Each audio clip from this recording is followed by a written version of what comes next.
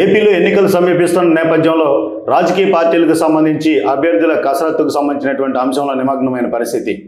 అయితే ఒకవైపు టీడీపీ, మరోవైపు ఏదైతే వైసీపీకి సంబంధించి పోటాపోటీగా ఉన్నటువంటి నేపథ్యంలో మేము కూడా ఏదైతే ప్రజల్లో రాజకీయాలకు సంబంధించి ప్రభుత్వం ఏర్పాటు చేసేందుకు ముందుకు వస్తున్నామంటూ అప్పులు, అవినీతి, రౌడీయిజం, ఏదైతే పర్యావరణ విధ్వంసం లేనటువంటి ఆంధ్రప్రదేశ్ లక్ష్యంగా ముందుకొచ్చారు మాజీ సిబిఐ జేడి లక్ష్మీనారాయణ గారు.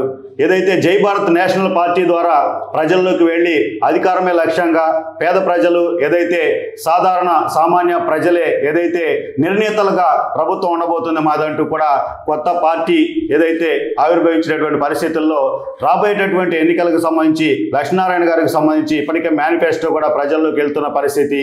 అయితే ప్రజలకు సంబంధించి ఏం చెప్తారు లక్ష్మీనారాయణ గారు? ప్రస్తుతం ఉన్నటువంటి పార్టీల యొక్క పరిస్థితులు ఎలా ఉన్నాయి? అసలు రాజకీయాలకు కొత్త భాష్యం చెప్పే విధంగా ఏ విధంగా జై భారత్ నేషనల్ పార్టీ ముందుకెళ్ళబోతుంది అనేటటువంటి విషయాన్ని మనం తెలుసుకుందాం. ప్రస్తుతం మనతో జేడీ గారు ఉన్నారు. సార్ నమస్తే. జై భారత్. సార్, అన్ని పార్టీలు కూడా రాజకీయాలకు సంబంధించి పెద్ద ఎత్తున కూడా నిమగ్నమైన పరిస్థితి, గెలిపే లక్ష్యంగా ముందుకెళ్తున్నటువంటి పరిస్థితి. జై భారత్ నేషనల్ పార్టీ అధినేతగా మీరు ఎలా కార్యాచరణ సిద్ధం చేశారు, ఎలా ముందుకెళ్తున్నారు?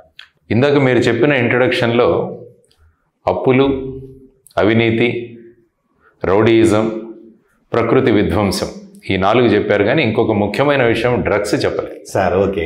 జై భారత్ నేషనల్ పార్టీ డ్రగ్స్ లేని ఆంధ్రప్రదేశ్ కోసం కూడా పనిచేస్తుంది. ఎందుకంటే ఈ మధ్యలో చూస్తే గ్రామానికి గంజాయి అన్నది వెళ్ళిపోయింది సార్. స్కూల్లో చదివే పిల్లలు, కాలేజీలో చదివే పిల్లలు వీటికి బానిసలై వాళ్ళ బంగారు భవిష్యత్తును పాడు చేసుకుంటున్నారు. Okay sir. అందువల్ల జై భారత్ నేషనల్ పార్టీ ఎప్పుడూ కూడా ప్రజలు బాగుండాలి, విద్యార్థులు బాగుండాలి, రాష్ట్రం బాగుండాలి అని కోరుకునే ఆలోచనలతో వచ్చింది జై భారత్ నేషనల్. మిగతా పార్టీలన్నీ కూడా ఎన్నికల్లో గెలవాలని ఆలోచిస్తున్నప్పుడు జై భారత్ నేషనల్ పార్టీ ప్రజల జీవితాల్లో మార్పులు రావాలని కోరుకొని వచ్చింది జై భారత్ నేషనల్ పార్టీ. అందువల్ల ముఖ్యంగా ప్రజలను చైతన్యవంతులు చేయడమే ప్రధానమైన ఉద్దేశం. ప్రజలు ఎప్పుడైతే చైతన్యవంతులు అవుతారో వారు ఎవరిని ఎన్నుకుంటే మన జీవితాలు బాగుపడతాయని ఆలోచన చేసే స్థాయికి వాళ్ళని కనుక మనం తీసుకురాగలిగితే అప్పుడు నిజమైన ప్రజాస్వామ్యాన్ని నెలకొల్పవచ్చు అన్నది జై భారత్ నేషనల్ పార్టీ యొక్క ప్రధానమైన ఉద్దేశం. అందుకనే ఆ ఆలోచనలు, ఆ ఆశయాలు పెట్టుకొని మిగతా పార్టీలన్నీ కూడా కుర్చీలో కూర్చోవాలన్న ఆశతో వెళుతున్నాయి. Okay sir. కానీ జై భారత్ నేషనల్ పార్టీ ఆశయాలతో ముందుకు వెళుతుంది. ఇది ముఖ్యంగా మాకు మిగతా పార్టీలకున్న తేడా. అందుకనే మిగతా పార్టీలన్నీ కూడా పొత్తులు, క్యాండిడేట్ల దగ్గర డబ్బులు ఉన్నాయా లేదా అని ఆలోచిస్తూ వాటిలో బిజీగా ఉంటూ ఢిల్లీ చుట్టూ ప్రదక్షిణలు చేస్తూ ఉన్న తరుణంలో జై భారత్ నేషనల్ పార్టీ అన్ని పార్టీల ముందుగా మేనిఫెస్టోని రిలీజ్ చేసింది సార్. అది కూడా ఏంటి? ప్రజా మేనిఫెస్టో, పీపుల్స్ మేనిఫెస్టో రిలీజ్ చేశాం మేము. అది ఒక్కసారి మీరు చదవండి, మీరే మీ ఉపోద్ఘాతంలో చెప్పారు. Okay sir. అన్ని అంశాలను అది స్పృశించింది. రాష్ట్రం ఎలా ముందుకు వెళ్ళాలనేది ఆలోచించింది. ఉపాధి మా పెద్ద సంక్షేమ కార్యక్రమం, ప్రతి ఇంటికి ఉపాధి కల్పించాలి. సార్, ఏదైతే మీరు చెప్పినటువంటి ఇప్పుడు వీటికి సంబంధించిన మెయిన్ పాయింట్స్ తో పాటు ప్రతి నియోజకవర్గం ఒక అభివృద్ధి కేంద్రం అనేటటువంటి మెయిన్ స్లోగన్ గా కనిపిస్తున్నటువంటి అది ఎట్లా సాధ్యం అంటారు? ఇప్పుడు ఏమైపోతుందంటే మీరు చూసుకుంటే ముఖ్యమంత్రి చాలా ఇంపార్టెంట్ అయిపోయారు మన రాష్ట్రానికి. Okay sir. ఎవరు చూసినా ముఖ్యమంత్రి ఎవరు అడుగుతున్నారు. కానీ మేము అడిగేది సర్పంచ్ ఎవరు అని అడగాలి. తర్వాత నియోజకవర్గం ఎంత అభివృద్ధి చెందింది అని చూడాలి. ఇప్పుడు ఏమవుతుందంటే నియోజకవర్గ ఎమ్మెల్యేలు కూడా ముఖ్యమంత్రికి అపాయింట్మెంట్ దొరకట్లేదు. Okay sir. ఎంతోమంది ఎమ్మెల్యేలు 1-to-1 ముఖ్యమంత్రితో కూర్చోగలిగిన పరిస్థితులు లేవు మన దాంట్లో. ఇంకా నియోజకవర్గ అభివృద్ధి ఏం జరుగుతుందండి? అందువల్ల జై భారత్ నేషనల్ పార్టీ ఏం ఆలోచించిందంటే ఎమ్మెల్యే ఎవరైనా కావచ్చు, పాలకపక్షమైనా కావచ్చు, ప్రతిపక్షమైనా కావచ్చు, డెవలప్మెంట్ అభివృద్ధి జరగాల్సింది నియోజకవర్గ అభివృద్ధి. Okay sir. అందువల్ల ప్రతి నియోజకవర్గానికి 100 కోట్ల రూపాయలు కేటాయించాలన్నది జై భారత్ నేషనల్ పార్టీ యొక్క మేనిఫెస్టోలో ప్రధానమైన అంశం. అంటే 5 సంవత్సరాల్లో ఒక్కొక్క నియోజకవర్గానికి 500 కోట్ల రూపాయలు వస్తుంది. అది ఎవరు నిర్ణయిస్తారు? ఎమ్మెల్యే నిర్ణయించారు.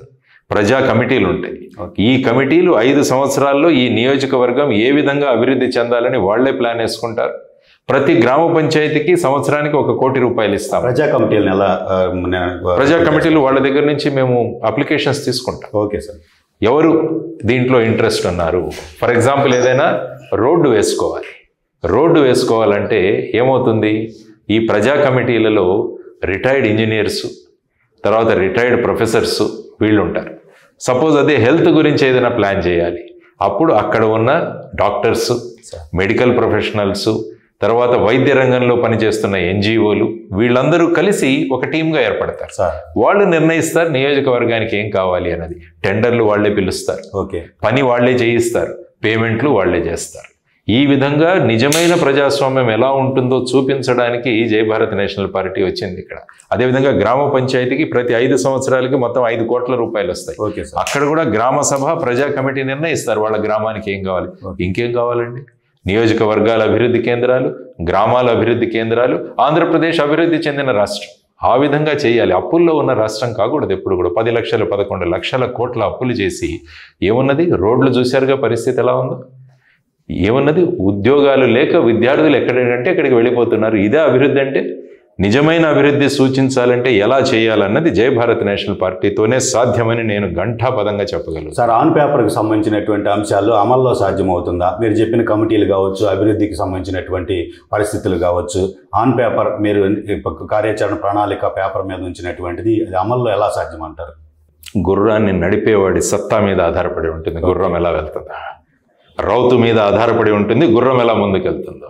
రౌతు కూర్చుంటాం మేమందరం దాని మీద, గుర్రాన్ని నడిపిస్తాం. ఎందుకంటే నిజాయితీ ఉన్న పార్టీ జై భారత్ నేషనల్ పార్టీ. నిజాయితీ ఎప్పుడైతే మన ఆయుధం అవుతుందో బ్రహ్మాండంగా జరుగుతుంది. అసాధ్యం అంటూ ఏదీ లేదు. మరి అమెరికాలో తీసుకుంటే జ్యూరీ సిస్టమ్ ఉంది. మీకు పెద్ద పెద్ద కేసుల్లో ప్రజలందరిలో రిప్రజెంటేటివ్స్ తీసుకుని ఆ కేసును నిర్ణయిస్తారు.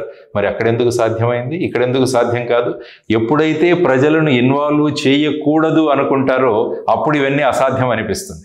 మేమే నడిపించాలి, మేమే డబ్బులు కట్టడం. ఎందుకంటే ఇప్పుడున్న పార్టీలన్నీ కూడా, ప్రభుత్వాలన్నీ కూడా టెండర్లు ఇవ్వడంలో చాలా ఇంట్రెస్ట్.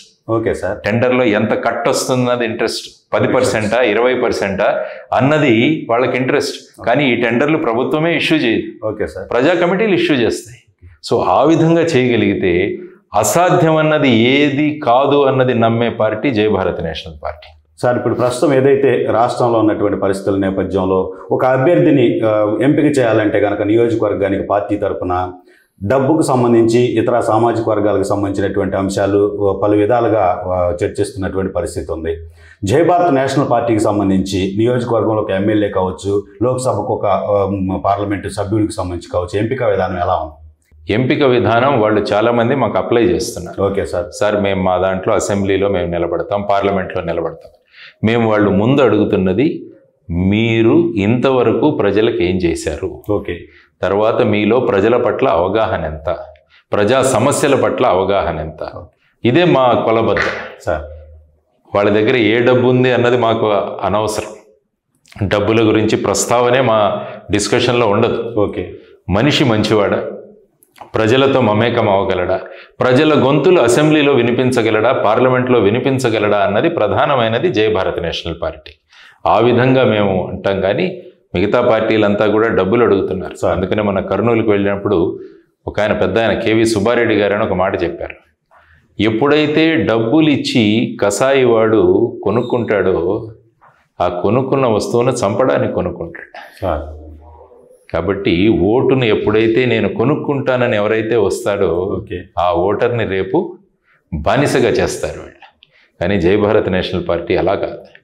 ప్రజలతో మమేకమయ్యే పార్టీ, ప్రజల యొక్క సంక్షేమం కోరుకునే పార్టీ. అందువల్ల మేము జీరో బడ్జెట్ పాలిటిక్స్ గురించి మాట్లాడతాం. సార్, ఇప్పుడు ఏదైతే ఏపీలో కమర్షియల్ పాలిటిక్స్ అనేటటువంటిది కొన్ని దశాబ్దాల నుంచి కూడా వస్తున్నటువంటి పరిస్థితి, హఠాత్తుగా మీరు వచ్చి డబ్బు లేని రాజకీయాలు చేస్తాము అనేటటువంటి ఒక పాలసీతో ముందుకెళ్తున్న పరిస్థితి ప్రజల్లో నడుస్తుంది అంటారా? ఇది గతంలో జయప్రకాష్ నారాయణ గారు కూడా డబ్బు లేని రాజకీయాలు అంటూ వచ్చి ఆయన కూడా ప్రజల్లో ముందుకెళ్ళలేని పరిస్థితి రాజకీయంగా. దాన్ని ఒకసారి నెమరు వేసుకుంటే మీరేం చెప్తారు? మీలాంటి వాళ్ళు మాతో తోడుగా ఉంటే ఖచ్చితంగా చేయవచ్చు. Okay sir. మీరు కూడా డబ్బు లేకుండా రాజకీయం చేయలేము అంటే అది ఎలా అవుతుందండి? Okay sir. డబ్బు లేని రాజకీయాలు చేయాలని మీడియా కూడా కోరుకుంటుంది. Okay sir. అటువంటి మీడియా మాతో ఉన్నప్పుడు మేమేం భయపడాల్సిన అవసరం లేదు.